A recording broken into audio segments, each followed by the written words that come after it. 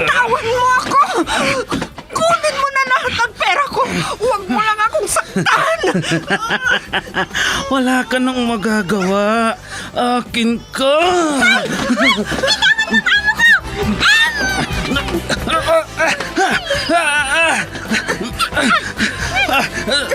Sino kang pumulupot sa likod ko? Bumaba ka dyan.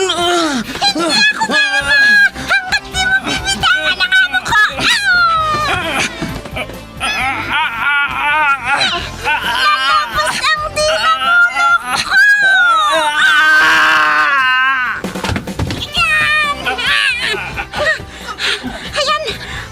Natumba na siya, madam! Salamat, Pepita! Salamat! Super Pipita, ang balikbayan na OFW, survivor mula Iraq, palaban sa hirap at nakahandang magsakripisyo sa ikabubuti ng karamihan, kabilang sa mga naturingang bagong bayani ng bansa. Super Pipita, isang dula na kung saan inyong mapapakinggan ang iba't ibang pakikipagsapalaran ng isang OFW. Super Pipita, mula sa Lovelet Artist and Talent Center Drama Productions, handog sa inyo ng #1 and most trusted radio network in the country, Bombo Radio Philippines. Basta Radio Bombo.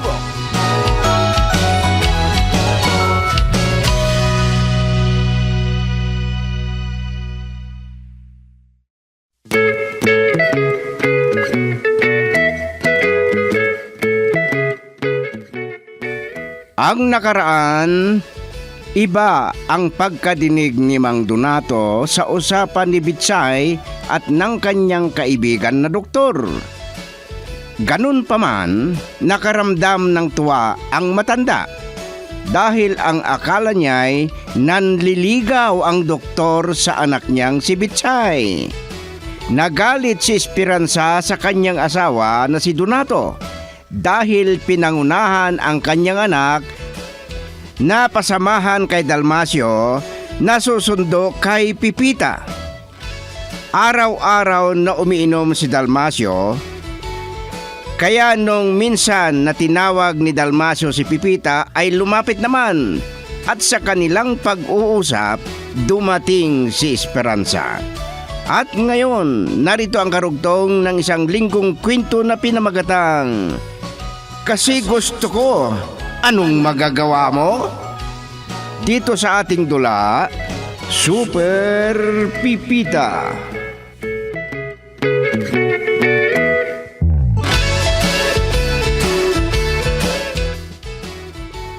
Pakinggan mo ako, Donato. At sana, huwag mong masamain ang sasabihin kong ito sa iyo. May katulong na tayo. Sana bawas-bawasan mo na yung pag-inom mo ng alak. Pipita, lumapit ka nga rito. Oh, anong sasabihin mo sa kanya? Bakit po, sir? Napakaganda ang tawag mo sa akin. O pansang di ba, napakagandang pakinggan. Alam mo, Pipita, noong hindi pa kami mayaman, dahil karpentero nga lang ang hanap buhay ko noon. Foreman ang tawag nila sa akin. Ngayon, sir na, o kaya doon. Kasi may katulong na kami. May pinapasabi pala si Pansang sa'yo. Ayusin mo daw ang paglalaba mo. Po? Bakit? Marumi po yung nilabhan kong damit niyo, sir? Wala akong sinasabing ganyan. Ikaw talaga, Donato. Dinadamay mo pa ako sa kalokohan mo. Pwede ba? Tama na yan? Hindi ko na sana tinawag si Pipita. Diyan na nga kayo. Pinahiya mo ako sa katulong natin. Ako na lang po ang aalis, sir. May gagawin pa po ako. Mag-usap lang Huwag po mo kayo. kaming iwan dito, Pipita. Mag-aaway lang kaming dalawa. At pag nag-away kaming mag-asawa, kasalanan mo. Para hindi tayo mag-away, at hindi masisisi si Pipita, mas mabuting aalis na lang kami. Sandali lang, sandali lang. May ipag-uutos pa ako sa iyo, Pipita. Ikaw lang ang umalis. Ipagtimpla mo nga ako ng kape. Sige, kung yan ang gusto mo, aalis ako. Halika na, Pipita. Opo. Pakialamerang matanda. Umalis ka na. Si Pipita lang naman ang kailangan ko dito. Hindi ka ba nakakaintindi, ha? Ikaw ang hindi nakakaintindi. Halika na nga, Pipita. Sabay na tayong pumunta sa kusina. Magkakape rin ako. Si Donato lang ang ipagtimpla mo. Dahil hindi ako feeling mayaman para magpatimpla ng kape. Opo, madam. Feeling mayaman? Anong ibig sabihin ni Pansang? Nagkukunwaring mayaman ako? Baliw na gurang matanda ka.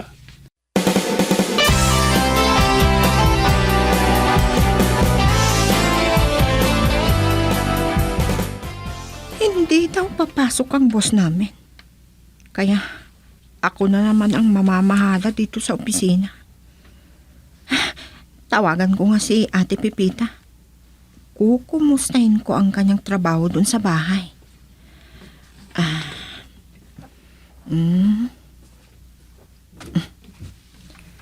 Ayan. Nagre-ring na ang kanyang cellphone. Hello, madam? Bakit po? Kukumustahin lang kita, Ate Pipita. Mabuti naman po ako rito, madam. Ayos lang. Okay.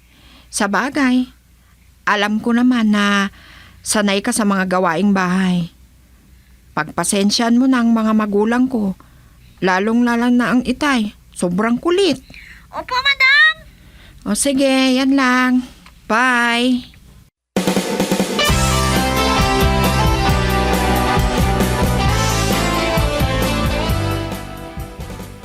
Katatapos lang nagkape ni Donato. Umalis na. Oh, tingnan mo.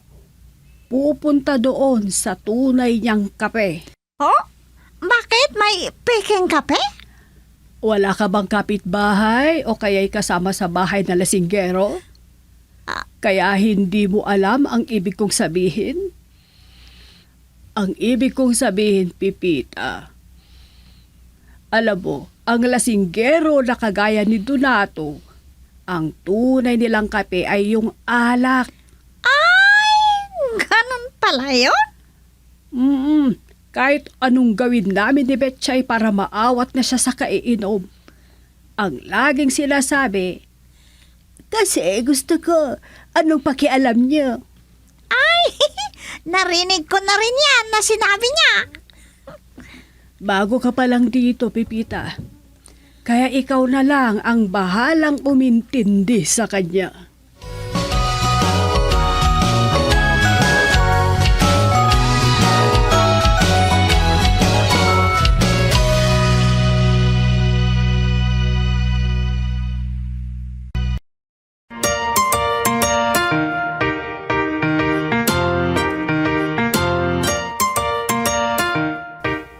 Anong tingin mo sa akin, mahina? Tingnan mo naman ang galing ko. Ilang oras lang ang nakalipas, nasubok ko na. Anong nasubukan mo? Unang pagkikita lang namin, wala pang 30 minutos, tapos na si Maria. Maria? Sinong Maria ang sinasabi mo? O sige. Oo, sa ulitin. Bye. Ay, kayo palang nagsalita, Mang Donato. Nandyan pala kayo.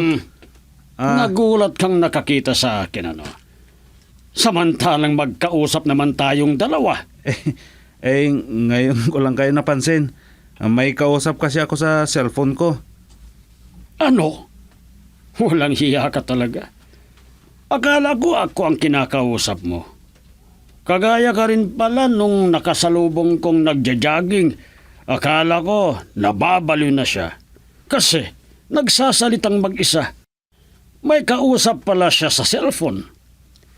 Ito na kasi ang uso ngayon. Hindi ka tao kung wala kang hawak ng cellphone at kung walang tumatawag sa'yo. Hoy, Dalmasyo! Ha? Ikaw ang hindi tao.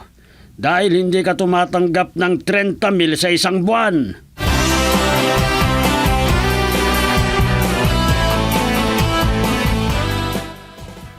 O itay, sabi ko na nga ba madadatnan ko kayong nakainom. Kabubukas lang ni Ate Pipita ang gate. Naririnig kong maingay na kayo. Bakit ba? Ay, nako Betchay. Hindi ka na nasanay dyan sa ama mo. Kanina pa yan. Paanong hindi ako magagalit? Ganto yan, Betchay. Akala ko ako ang kausap ni Dalmasyo. Hindi pala. Kasi may kausap siya sa cellphone. O ano, di napahiya kayo. Oo, napahiya ako sa kanya. Mabuti na lang at napigilan ko ang aking sarili. Kung hindi, nasuntok ko ang tao na yon. Huwag ka namang ganyan, Donato. Balita ko, may nakalaban na yun. Teka itay, bakit naman kayo napahiya kay Kuya Dalmasyo? Ito na ngayon ang uso. Sabi ba naman sa akin? Alam ko nang ibig niyong sabihin, itay. Kasi kung minsan may nakakasalubong din ako sa daan na naka-earphone. May kausap habang naglalakad o kaya nakikinig ng sounds. May sinabi siya sa akin na hindi ko nagustuhan. Hindi daw ako maituturing na tao dahil wala akong cellphone. Kasi sa panahon ngayon, kahit batang maliit may hawak na cellphone. Kung ganon, hindi ako tao. Esperanza, nakikialam ka na naman sa usapan. Huwag na kayong makialam, inay. Baka mag-away na naman kayo ni itay. Anong sinagot niyo sa kanya, itay? Ang sabi ko sa kanya, ikaw ang hindi maituturing na tao kasi hindi ka tumatanggap ng 30,000 sa isang buwan. Ano? Kayo naman, itay. Baka may makarinig sa inyo. Nakakahiya.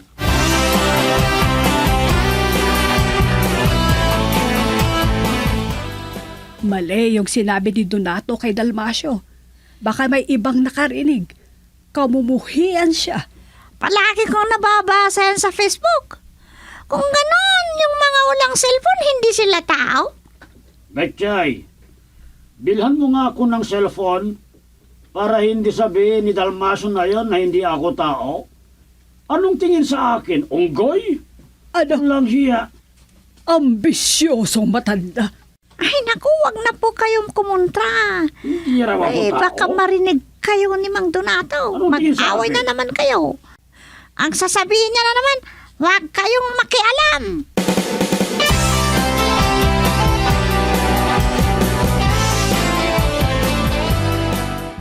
Nako, napaka-ambisyosong matanda. Ano kaya ang paggagabitan ng pinabibili niyang cellphone? Doon daw makikinig ng mga drama, inay. Sira na kasi yung radyo natin. Nakalimutan kong ipaayos. Akong magagawi ako sa mall. Bibili ako ng solar na radyo. Sabihin mo sa kanya, bilhan mo na lang ng solar na radio. Huwag ng cellphone. May TV naman tayo, pero hindi nanonood. Hihingi ako ng pambili kay Ate Susan o kaya kay Kuya Ben. Baka pagagalitan ka kapag humingi ka sa kanila. Alam mo naman ang mga yun. Biro lang, inay. Ako na lang ang bibili ng cellphone ni itay para walang problema. Sige na, inay. Matulog na kayo. Ay, baka pag binilhan mo ng cellphone ang tatay mo, mag-chichiks na yan. Ha? Nagsiselos pa kayo kay itay, inay?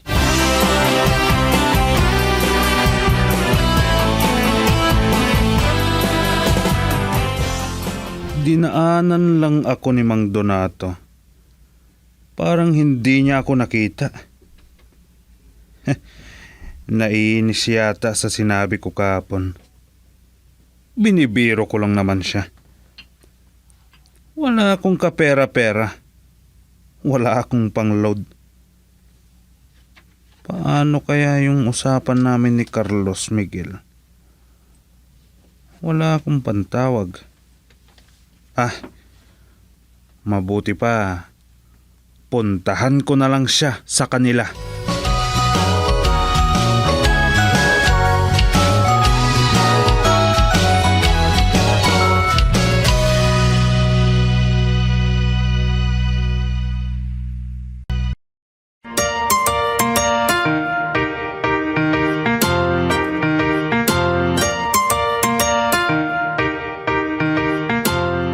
Lumabas pala si Donato. Hindi mo ba napansin? Nakita ko lang siya sa may pintuan, pero hindi ko na alam kung saan napunta. Ay, lasing na naman kagabi. Tapos ngayon, maagang umalis. Narinig kong nag-uusap silang dalawa ni Bichay kanina bago siya pumunta sa opisina. Meron na naman daw siyang ipagyayabang sa mga kapitbahay Ano na naman ang kanyang ipagyayabang? na magkakaroon daw siya ng cellphone. Sobra na talaga ang matandang iyon. Hindi na siya nagsasawa sa pagmamayabang. Pati yung bahay ng kanyang anak sa Canada, pinagyayabang niya. Sige Pipita, maiwan kita dito at susundan ko siya. Ay, sige, madam.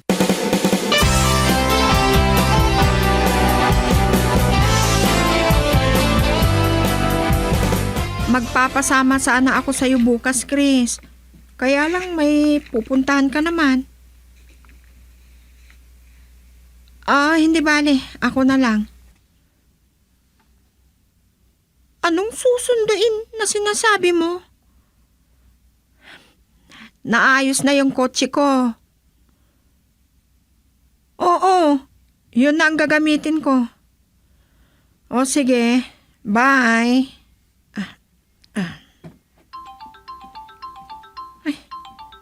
May nakalimutan yatang sabihin si Chris ha. Tumatawag siya.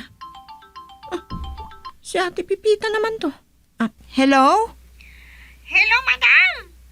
Pinatawagan kayo ni Madam Esperanza at pinasasabi na lasing na naman si Mang Donato. Nag-iingay na naman at naghahamon. Mabuti na lang na ipasok na namin sa loob. Nakakahiya na talagang itay. Bakit daw naghahamon? Ang sabi ng nanay nyo, mabuti pa daw na umuwi na kayo para malaman nyo ang punot dulo. Ha? Anong oras na ba? Alas 5 na pala. Mag-o-overtime sana ako eh. O sige, uuwi na ako.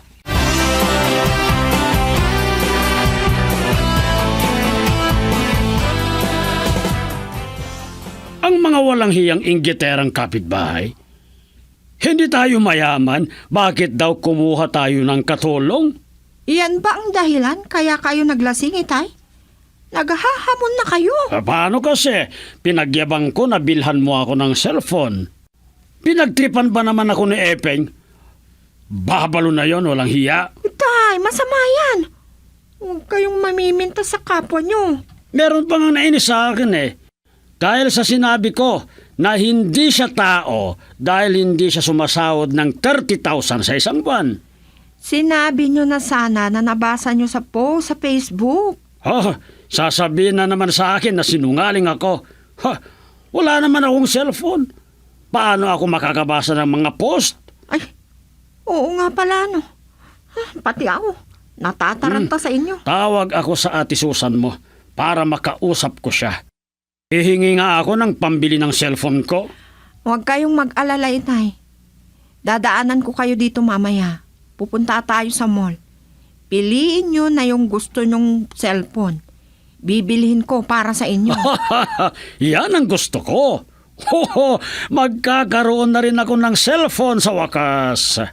Ibibilhan ko kayo ng cellphone, itay. Pero ipangako nyo sa akin, huwag na kayong maglalasing. Yan lang pala eh. Sige, madali lang yung hiling mo.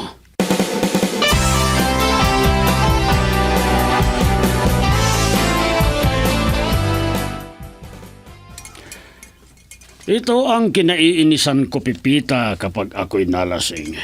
Sumasakit ang ulo ko at nahihilo ako. Kaya nga, hindi ko nilagyan ng asukal yung kape nyo para mawala ang hangover. Bilan mo kaya ako ng alak? Ano po? May hangover ka pa. Magpapabili ka na naman. Akala ko nangako ka kay Betchay na hindi ka naiinom. Ha? O nako, wala akong maalala na ganyan. Wala akong maalala. Ay, nako. Sinasabi ko na nga ba eh.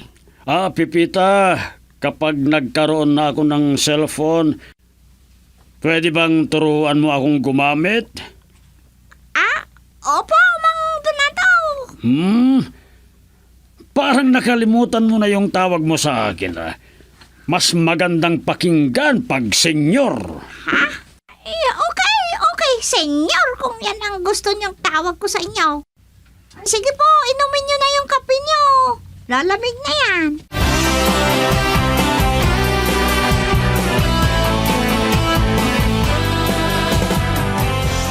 Ay, si Mang Donato talaga. Nangako kay Ma'am Betchay na hindi na siya iinom. Oras na magkaroon ng cellphone.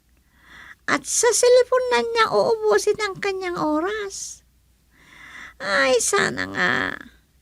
Mabait at matyaga si Ma'am Betchay. At si Nanay Esperanza na nanay niya. Malawak ang pangunawa ni Ma'am Betchay bilang anak. Gusto din niyang maipadama ang pagmamahal ng anak sa kanyang ama na hindi naranasan nung mahirap pa lang sila.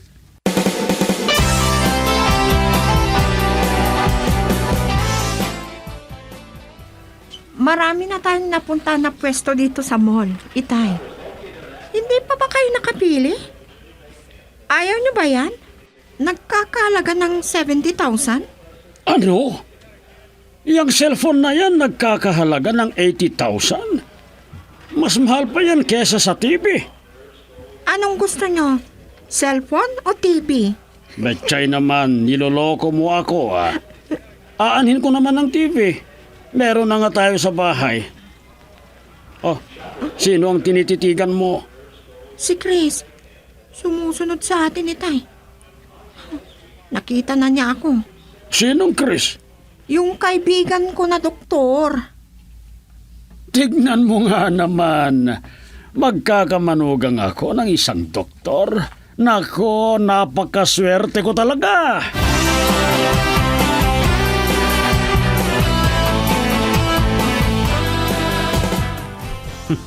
Akala ko nagbibiro lang kayo nung sinabi nyo na magkakaroon na kayo ng cellphone. Mahal yan Siyempre naman.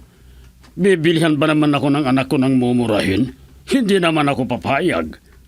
Maganda yung cellphone nyo, Mang Donato. Alam mo ba kung magkano to? 30,000 pesos. Iba talaga. Pag mayaman Talaga. At hindi magtatagal, magkakamanugang ako ng isang doktor.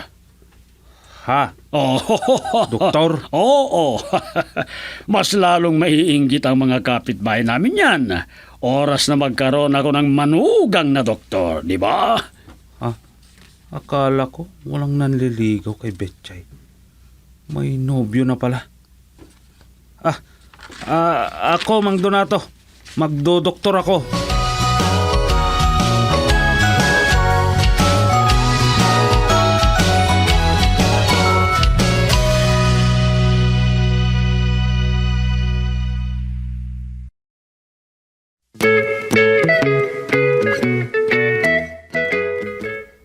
Mga kaibigan, pakinggan bukas ang karugtong ng isang linggong kwento natin na pinamagatang Kasi Gusto Ko. Anong magagawa mo? Dito sa ating dula, Super Pipita. Isinulat para sa radyo ni Delfin Dumayas at sa direksyon Lete Astudillo Aquino. Handog sa inyo ng number 1 and most trusted radio network in the country, Bumbo Radio Philippines. Basta Radio. Bumbo.